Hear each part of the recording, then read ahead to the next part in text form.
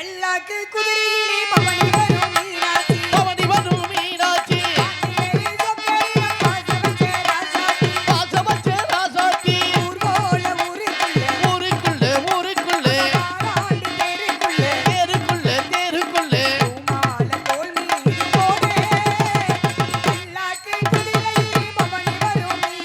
பவனி வரும் மீனாட்சி பாசமச்ச ராசாத்தி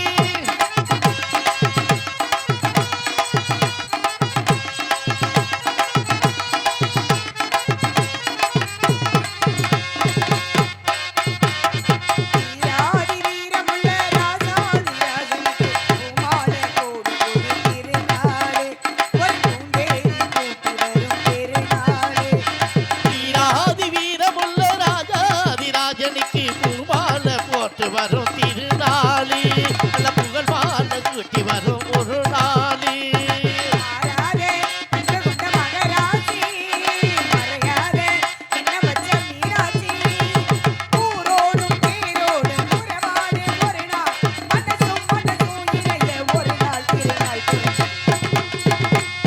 பல்லாக்கு குதிரையில பவனி வரும் மீனாட்சி பாண்டியர் சொக்கரிட பாசமச்ச ராசாத்தி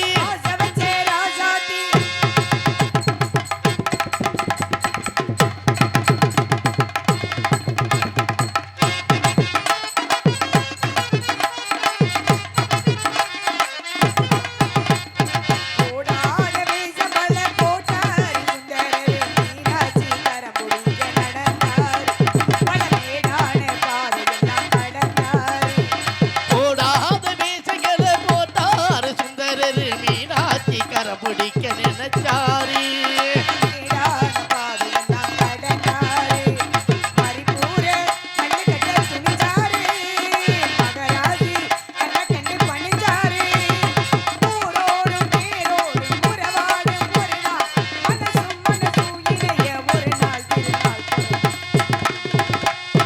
பல்லாக்கு குதிரையில பவனி வரும் மீனாட்சி பாண்டியர் சொக்கரிட பாசமச்ச ராசாத்தி ஊருக்குள்ளே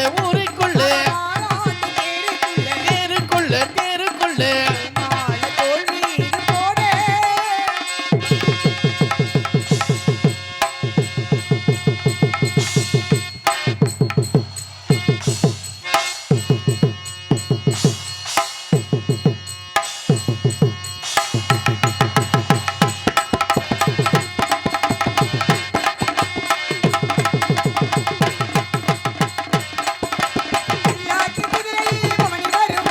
பவனி வரும் மீனாட்சி பாசமச்ச ராசாத்தி ஊருக்குள்ளே தேருக்குள்ளே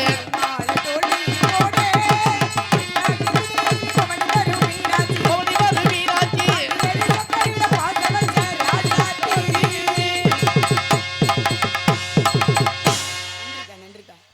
தாய்மார்கள் கூட்டம் தான் அதிகமா நல்லா கை தட்டுறீங்க. ரொம்ப சந்தோஷம் தான், ரொம்ப சந்தோஷம். நன்றி நன்றி நன்றி. கை தட்டி அன்பு உள்ளத்துக்குலாம் நன்றி நன்றி நன்றி. இருக்கட்டும் இருந்துட்டாலும் ஏன்னா நம்ம வந்தோம் அப்படின்னம்னா ரெண்டு நல்ல விஷயமாதும் ரெண்டு நல்ல கருத்துக்களை மக்கள் மத்தியில் உரையாடணும், மக்கள் மத்தியில் கொண்டு போய் சேர்க்கணும். நம்ம வள்ளி வந்தாங்க என்னடா 4 பாட்டை பாடிட்டு உள்ளே போயிட்டாங்கன்ற பேர் வாங்கக்கூடாது. ஆமாம், ஏன்னா இறைவன் கொடுக்க நினைப்பதை யாராலும் தடுக்க முடியாதுன்னு இருக்காங்க. என்ன காரணம்? நாமெல்லாம் வந்திருக்கோம் அப்படின்னா யாருடைய அருளால் வந்திருக்கோம்? இங்க இருக்கக்கூடிய தெய்வத்தின் அருள். தெய்வம் என்ன சாமிப்பா? முத்தாலம்மன் கருப்பண்ண சுவாமியா? சரி இருக்கட்டும். ஆக கருப்பண்ண சுவாமி முத்தாலம்மன் அப்பேற்பட்ட தெய்வத்தின் அருளால தான் இந்த இடத்துக்குலாம் வந்திருக்கோம். அவங்களுடைய அருள் இருந்தா தான் இந்த இடத்துக்குலாம் வர முடியும். என்னங்க? கண்டிப்பா இந்த ஊரு காசை நாம தான் வாங்கணும், நம்ம தான் வாங்கணும் கண்டிப்பா.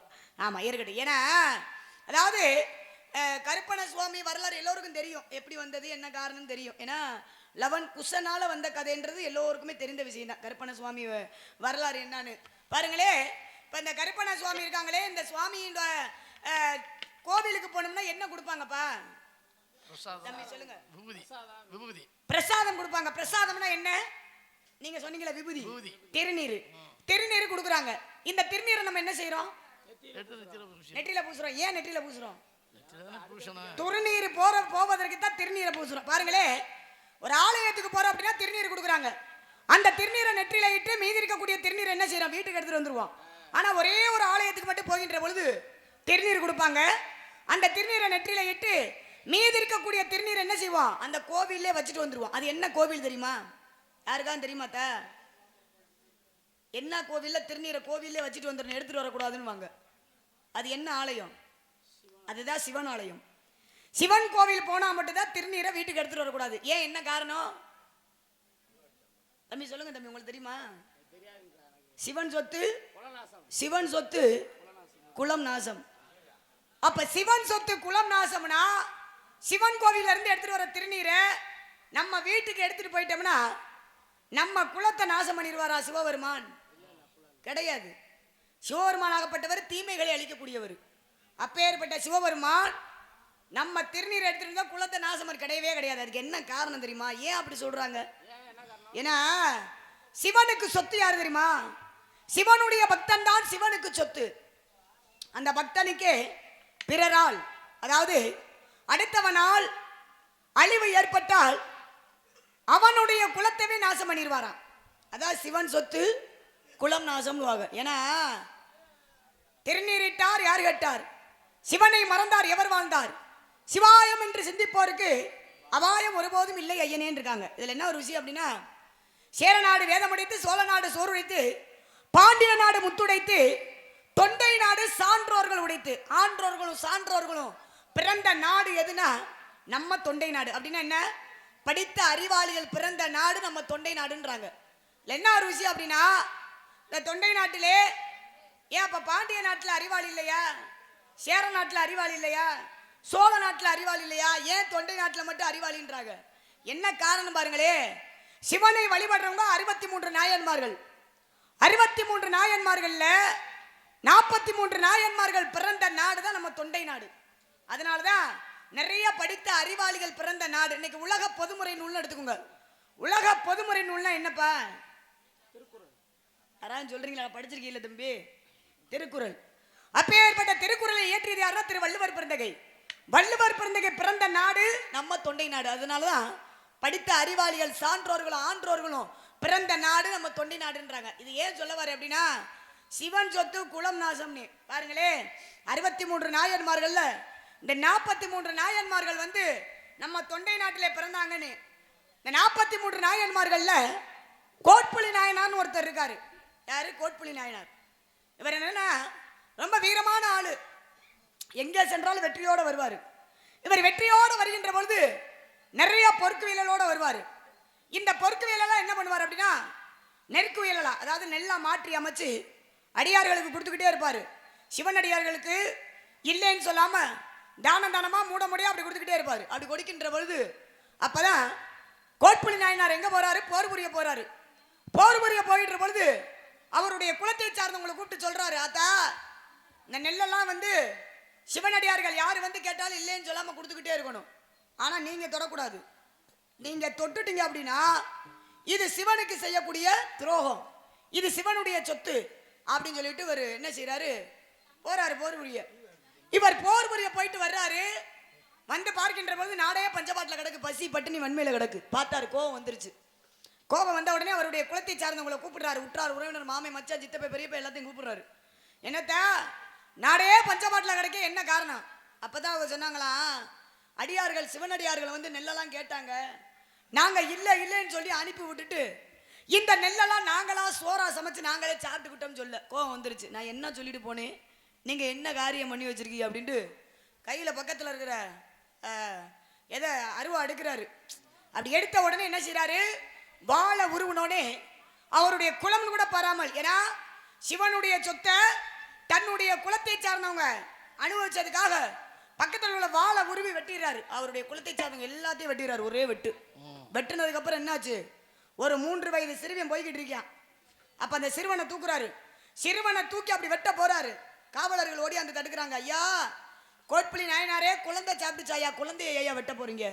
குழந்தை சாப்பிடலப்பா, குழந்தையுடைய தாய் சாப்பிட்டுருப்பாள்ல, தாய் சாப்பிட்டு தானே குழந்தைக்கு பசியாற்றுப்பாள், பால் கொடுத்துருப்பா, அப்ப குழந்தையும் சாப்பிட்டதுக்கு சமம் தானே அப்படின்ட்டு ஒரு 3 வயது சிறுவனை கூட விட்டு வைக்காம அந்த குழந்தைய கூட வெட்டிடுறாரு. அதுக்கிட்ட சிவன் சொத்து குலம் நாசம். ஏன்? சிவனுடைய சொத்தை தன்னுடைய குலத்தை சார்ந்தவன் நெல்லெல்லாம் சோறா சமைச்சு சாப்பிட்டதுக்காக தன்னுடைய குலம்னு கூட பாராமல் ஒரு 3 வயது சிறுவனை கூட வெட்டிடுறாரு. அதுக்கு தான் சிவன் சொத்து குலம் நாசம் அப்படின்னு சொல்றாங்க. இப்படி ஒரு காரணம் இருக்கு. ஏன்னா இன்னைக்கு நாடகம் நடக்குதுன்னா அந்த நாடகத்தினுடைய பேர் என்னப்பா? ஸ்ரீ வள்ளி திருமணம். வள்ளி திருமணத்துடைய கதாநாயகி யாரு? முருகபெருமான். பொதுவா இன்னைக்கு முருகபெருமான் எடுத்துக்கோங்க. முருகபெருமானை எடுத்துக்கிட்டா அவருக்கு எத்தனையோ திருநாள் இருக்கு. எத்தனையோ முருகனுக்கு உகந்த நாள் எத்தனையோ திருநாள் இருக்கு. யாராவது ஒரு ஆள் சொல்லுங்க. மாலை அணிந்து பக்தர்கள் அனைவரும் மாலை அணிந்து பாத யாத்திரை போறீங்க. பாத யாத்திரை போகின்ற பொழுது அதாவது முருகபெருமானுக்கு உகர்ந்த நாள்னு சொல்லுவாங்கல்ல, அது என்ன நாள்? யாராவது சொல்லுங்க. சொல்லுங்க, சும்மா சொல்லுங்க சத்தமா. தைப்பூசம் வேற, பங்குனி உத்திரம் வேற, வைகாசி விசாகம் இப்படிதான் சொல்லுவாங்க. ஏன்னா முருகனுக்குரிய திருநாளுன்றாங்க. இப்ப பொதுவா வைகாசி விசாகம்னா முடிஞ்சா வைகாசி விசாகம் தான் பெண்கள்லாம் வீடுகள்லாம் கழுவி விளக்கேற்றி வைத்து தைப்பூசம் பங்குனி உத்திரம்னு முருகனை வழிபடுவீங்க. ஏன் வைகாசி விசாகம்னா என்ன? யாராவது சொல்லுங்க, தெரிஞ்சா சொல்லுங்க. வைகாசி விசாகம்னா என்ன? முருகனை வழிபடுறீங்கல்ல, வைகாசி விசாகம்னா என்ன? என்ன காரணம் அப்படின்னா பாருங்களே, தமிழ் மாதம் 12 மாதம்.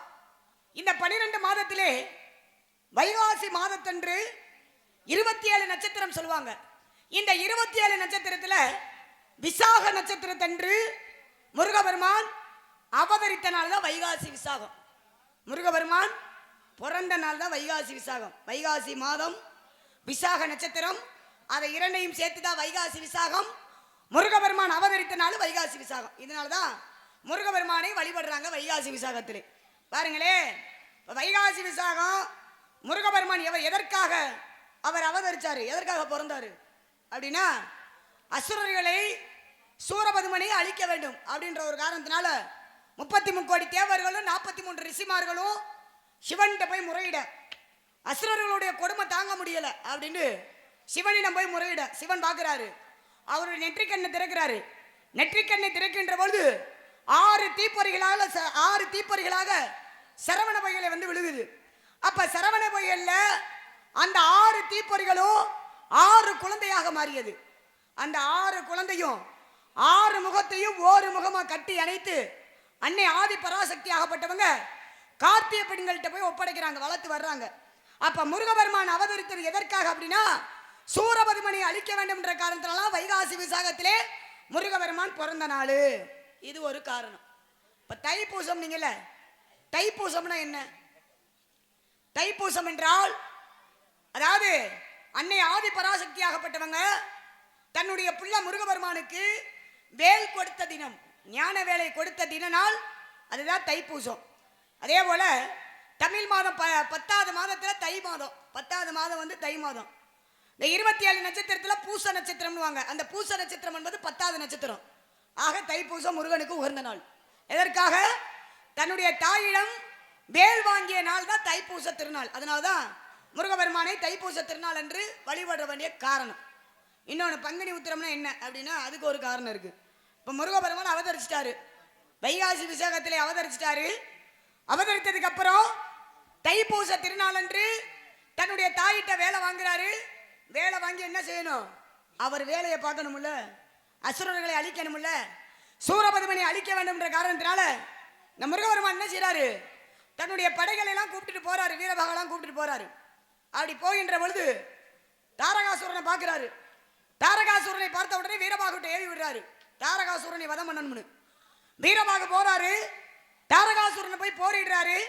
3 முறை போரிடுறாரு. இந்த தாரகாசுரன் என்ன செய்யற அப்படின்னா, சின்ன ஒரு எலியா உருவம் மாதிரி மலைக்குள்ள போய் ஒளிஞ்சுக்கிறேன். அப்ப வீரபாக என்ன செய்யறாரு? அவர்னால முடியல, முருகபெருமான்கிட்ட வந்து முறையிட. அப்ப முருகபெருமானே வந்து என்ன செய்யறாரு? அசுரர்களையும் அழித்தார். சூரபதுமன் என்ன செய்யறாரு? இருகுறாக பிளந்து ஒரு பகுதியை சேவல் கொடியாகவும் ஒரு பகுதியை மயிலாகவும் வச்சுக்கிறாரு. ஆக இந்த அசுரர்களை அழித்த காரணத்தினால அன்னைக்கு தெய்வேந்திரனாகப்பட்டவர் என்ன செய்யறாரு? முருகபெருமானுக்கு ஏதாவது இந்த இடத்துல பரிசு கொடுக்கணும் அப்படின்றக்காக தான் தன்னுடைய பிள்ளை தெய்வ யானையே திருப்பரங்குன்றத்துல திருக்கல்யாணம் வைத்த நாள் தான் இந்த பங்குனி உத்திர திருநாள். பாருங்களே, தமிழ் மாதம் 12 மாதத்துல 12வது மாதம் பங்குனி மாதம். உத்திரம் அப்படின்னா 27 நட்சத்திரத்துல 12வது நட்சத்திரம் உத்திரம், பங்குனி உத்திரம். பங்குனி உத்திரம் என்றாலே பொதுவாகவே இறைவனுக்கு, கடவுளுக்கு, தெய்வங்களுக்கு திருக்கல்யாணம் நடந்த நாள் தான் பங்குனி உத்திரம். அப்ப முருகபெருமானுக்கும் தெய்வ யானைக்கும் திருக்கல்யாணம் நடந்த நாள் பங்குனி உத்திரம் அப்படின்றாங்க. எப்படி நிறைய விஷயங்கள் உண்டு. ஆமா, பேசுறது பிடிச்சிருக்காத்தா? சரி, நன்றி நன்றி. அப்படி கையகையே தட்டுனா தானே தெரியும், இல்லைன்னா நம்ம பேசுறது பிடிக்கலையா? பாட்டு பாடுறேனே, கண்டிப்பா பாடுறேன், இருக்கட்டும். இப்படிலாம் நிறைய விஷயங்கள் உண்டு. இருந்துட்டாலும் நம்ம முத்தாளம்மனை வணங்கிடுவோமா? முத்தாளம்மன் இருக்காங்கல்ல, ஆத்தா முத்தாளம்மன், முத்தாளம்மனை வணங்கிடுவோம். முத்தாளம்மன் தெய்வத்திற்கு திருநாளா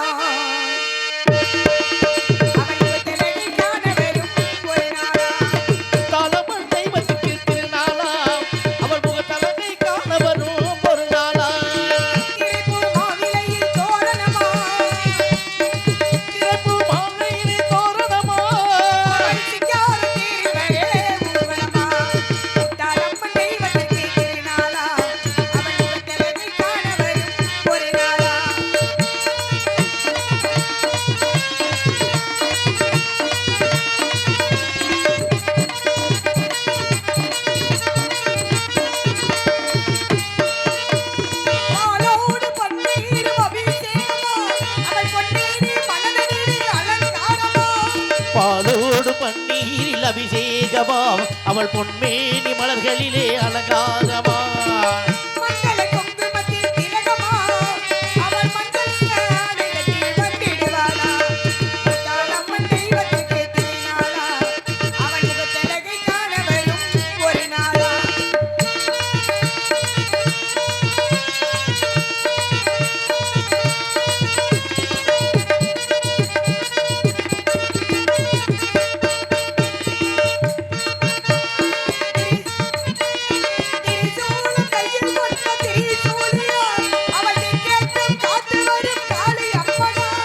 திரிசூலம் கையில் கொண்ட திரிசூலியாம் அவள் திக்கற்று காட்சி தரும் காட்சியம்மனா.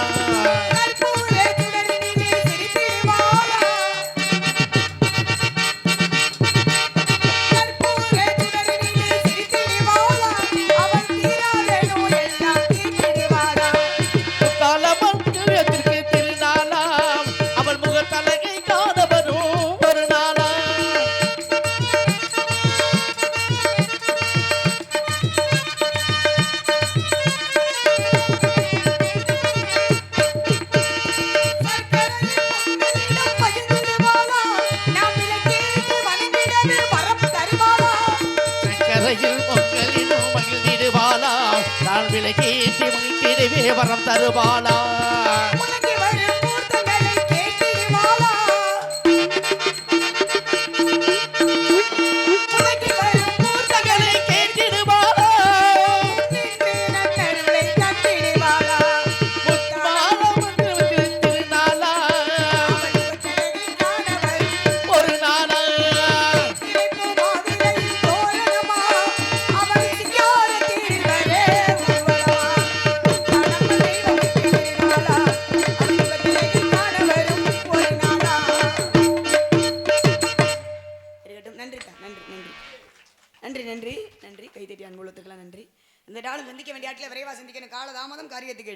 காலத்தை நேரத்தை அனுசரிக்காதவே கோலமரியா குரங்கு கொப்புன்னு இருக்காங்க. இருந்துட்டாலும் நம்ம இந்த கருப்பண்ண சுவாமி இருக்காங்கல்ல, கருப்பண்ண சுவாமி வரலாறு எல்லோருக்கும் தெரியுமா? கொஞ்சம் தெரிஞ்சா சொல்லுங்க. யாராவது தெரியுமா? கருப்பன் வந்து யாருன்னு முதல் தெரியுமா உங்களுக்கு? எங்களுக்கு என்னப்பா தெரியும், நீங்க பாஞ்சாக்கிறீங்கல்ல. சரி, பொதுவா கருப்பனாலும் கருப்பே 18ஆம் படி கருப்பே அப்படின்னு இருக்காங்க. அவர் எங்க இருக்காரு? அழகர் மலையில திருமாலிடன் சோலையில இருக்காரு. அவர் கேரளால இருந்து வந்தவர். 18 படிய நம்போதிகளை 18 நம்போதிகளையும் கொன்று புதைத்து ஒவ்வொரு படியா உருவாக்கியதான் 18ஆம் படி கருப்பு அங்க வந்தது. கருப்பென்னா முத யாரு அப்படின்னா சொல்லலாம்ல. சரி, அதாவது லவன் குசன் பாருங்களே. இந்த லவன் ஆகப்பட்டவை யாருன்னா சீதையோட புள்ள. இந்த சீதாதேவி என்ன செய்யறாங்க அப்படின்னா, வால்மீகி முனிவர் வந்து தவத்தில் இருக்காரு. அவர் தவத்தில் இருக்கின்ற பொழுது இந்த சீதையாகப்பட்டவங்க என்ன செய்யறாங்க அப்படின்னா லவனை தூக்கிட்டு வர்றாங்க, அவங்க பிள்ளைய தூக்கிட்டு வர்றாங்க. வந்து வால்மீகி முனிவர் தவத்தில் இருக்கின்ற பொழுது ஒரு தொட்டில கட்டி அந்த லவன் அந்த பையனை ஆண் குழந்தைய என்ன செய்யறாங்க அப்படின்னா அந்த தொட்டில போட்டு போறாங்க. வால்மீகி முனிவர்கிட்ட சொல்லிட்டு ஒப்படைச்சிட்டு போறாங்க, என் பிள்ளைய பார்த்துக்கோங்க முனிவரே, நான் போய் நீராடிட்டு வரேன் அப்படின்னு. அப்ப காட்டுக்குள்ள இருக்காரு வால்மீகி முனிவர், கானகத்துல காட்டுக்குள்ள தவநிலையில இருக்காரு. அவர் தவநிலையில இருக்கும் பொழுது இந்த அம்மா தொட்டில குழந்தைய போட்டுட்டு வால்மீகி முனிவர்கிட்ட சொல்லிட்டு நம்ம நீராட போயிடுறாங்க. சீதையாகப்பட்டவங்க அப்படி நீராட போனவங்க என்ன செய்யறாங்க, ஆதாடி கானகத்துக்குள்ள தவம் பண்ணிட்டு இருந்தாரு, நம்ம தொட்டில கட்டிட்டு போனோம், தொட்டில கட்டி பிள்ளைய வந்து தொட்டில போட்டு போனோமே, ஏதாவது விலங்கினங்கள் ஏதாவது மிருகங்கள் வந்து தன்னுடைய பிள்ளை ஏதாவது பண்ணிருமோன்னு சொல்லிட்டு நம்ம போனவங்க திரும்ப என்ன செய்யறாங்க, வேகமா வர்றாங்க. வந்த உடனே என்ன செய்யறாங்க, அந்த தொட்டில போட்ட அந்த அவருடைய அந்த அம்மாவுடைய குழந்தைய வந்து லவனை வந்து தூக்கிட்டு போயிடுறாங்க. இவர் தவநிலையில இருந்த வால்மீகி முனிவர் கண் விழித்து பார்க்கிறாரு. கண் விழித்து பார்க்கின்ற பொழுது தொட்டில குழந்தைய காண. என்னடா சீதையாகப்பட்டவங்க வந்து பிள்ளைய தொட்டில போடுறேன்னு சொல்லிட்டு நம்மகிட்ட சொல்லிட்டு போனாங்களே, அசரதி கேட்டுச்சு, இப்ப தொட்டில பிள்ளைய காணாமேன்னு இப்ப சீதை வந்தா பிள்ளைக்கு நம்ம என்ன செய்யறது, பிள்ளைய ஒப்படைக்கணும்ல, என்ன செய்யறது அப்படின்னு இந்த வால்மீகி முனிவர் என்ன செய்யறாரு, ஒரு தெர்ப்ப புல்லை எடுக்கிறாரு. இந்த தெர்ப்ப புல்லை எடுத்து அந்த தெர்ப்ப புல்லால ஒரு ஆண்மகனை உருவாக்குறாரு. அவர் தான் குஷன், குஷன் என்று சொல்லக்கூடியவர். அப்ப இந்த சீதையாகப்பட்டவங்க என்ன செய்யறாங்க, போனவங்க மறுபடியும் பிள்ளைய தூக்கிட்டு அதே இடத்துக்கு வர்றாங்க. அப்ப வால்மீகி முனிவர் என்ன செய்யறாரு, பார்த்துட்டாரு சீதைய, என்னடா குழந்தையோட வர்றாங்களே, இப்ப இந்த பிள்ளைய நம்ம என்ன செய்யறது, கொஞ்சம் அமைதியா இருங்க, இந்த பிள்ளைய என்ன செய்யறது அப்படின்ட்டு நம்ம ஒரு பிள்ளைய ஏற்கனவே பிள்ளைய காணாண்ட நம்ம தெற்ப புள்ளால ஒரு பையனை நம்ம உருவாக்கணும். இப்ப அந்த அம்மா பிள்ளையோட வர்றாங்களே, இந்த பிள்ளைய நம்ம என்ன செய்யறது அப்படின்ட்டு சீதைகிட்ட நடந்த விஷயத்த சொல்லி இந்த குழந்தைய வந்து உங்க குழந்தை போல வளர்த்துக்கோங்கன்னு சொல்லி ஒப்படைச்சிடுறாரு. யாரு, வால்மீகி முனிவர் சீதை கிட்ட ஒப்படைச்சிடுறாரு. அப்ப 2 குழந்தையும் இந்த அம்மா தூக்கிட்டு போறாங்க. 2 குழந்தைய அப்படி தூக்கிட்டு போகின்ற பொழுது ராமன் வர்றாரு. என்னடா 2 பேரும் ஒரே மாதிரி இருக்காங்களே, நம்ம புள்ள ஒரு புள்ள தானே, லவன் மட்டும் தானே நம்ம புள்ள, இன்னொரு பையன் யாரு, ஆனா 2 பேரும் ஒரே மாதிரி ஒரே முகமா இருக்காங்களே, இதுல நம்ம புள்ள யாரு அப்படின்ட்டு இவர் என்ன நினைக்கிறாரு, ஒரு யாகம் வளர்க்கிறாரு, அக்னி யாகம் வளர்த்து அந்த அக்னிக்குள்ள புள்ளைய இறக்குறாரு. இதுக்குள்ள இறங்கி எந்த புள்ள உயிரோட வருதோ அதுதான் நம்ம புள்ள அப்படின்னு ராமன் ஜோதிக்கிறார் அந்த இடத்துல. அப்ப பாருங்களே, லவனை கூப்பிட்டு இறங்குறாரு, உள்ள இறக்கிறாரு. லவன் உயிரோட வந்துடுறான். லவன் உயிரோட வந்துட்டானே, சரி இன்னொரு குழந்தைய நம்ம உள்ள இறக்குவோம் அப்படின்ட்டு அந்த தெர்ப்ப புல்லால உருவாக்கப்பட்ட அந்த குஷன் என்று சொல்லக்கூடியவனையும் இறக்குறாரு. அந்த குழந்தை மட்டும் யாகத்துல நெருப்புல இறங்கும் பொழுது அப்படியே உடம்பு முழுது எரிந்து கருப்பாகி விட்டுதான். உடம்பே கருப்பானதுனாலதான் இந்த ராமராகப்பட்ட என்ன செய்யறாரு, லவன் தான் நம்ம பிள்ளை, இந்த குஷன் என்பவன் உள்ள இருந்து வெளியில வரும்பொழுது எரிந்து உடம்பு முழுவதும் கருப்பா வந்ததுனால மறுபடியும் உயிரை கொடுத்து என்ன செய்யறாரு, அதாவது நீ உன்னுடைய உடம்பு முழுவதும் கருப்பா வந்ததுனால, கருப்பாகி வந்ததுனால இன்று முதல் எல்லை தெய்வமா காவல் தெய்வமா கருப்பண சாமியாக திகழ்வாய் அப்படின்னு இது ராமன் கொடுத்த வரம். நன்றிட்டா, நன்றி நன்றி. இதுல காரணம் இருக்கு. வந்துட்டாலும் இடமும் வந்து யாருக்கு சொந்தமான இடம், எம்பெருமான் முருகபெருமானுக்கு சொந்தமான இடம். என்னைய வேற பாட்டு பாடுங்க பாட்டு பாடுங்க, நான் பெரிய குயில் பாட்டு சித்துரா, அந்த பாட்டை பாடுங்க. பாட்டு ஏப்பா உனக்கு என்ன பாட்டுப்பா, ஒரு பழைய பாட்டு பாடுவோமாப்பா, ஒரு பழைய பாட்டு பாடுவோம் அப்பாவுக்காக. ஆடாத மனம் முடிங்க. ஆடாத மனமும் ஆடுதே ஆனந்த கீதம் பாடுதே, ஆடாத காதல் இன்பம் எல்லாம் பாடலாம். ஆடாத மனமும் ஆடுதே ஆனந்த கீதம் பாடுதே,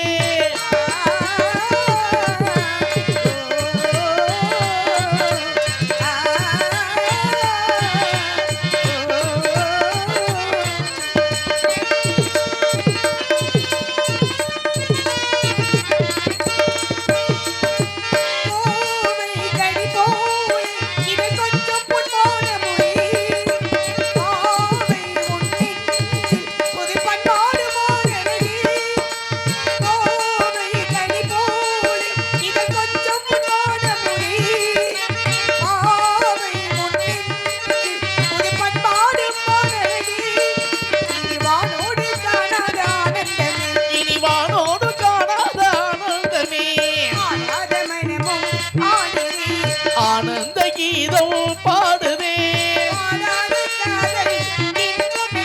வா வா வா காதலா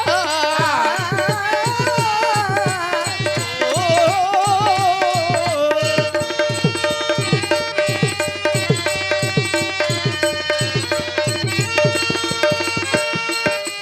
ரோஜா ஆஹா அழகு ரோஜா ம்ஹும்.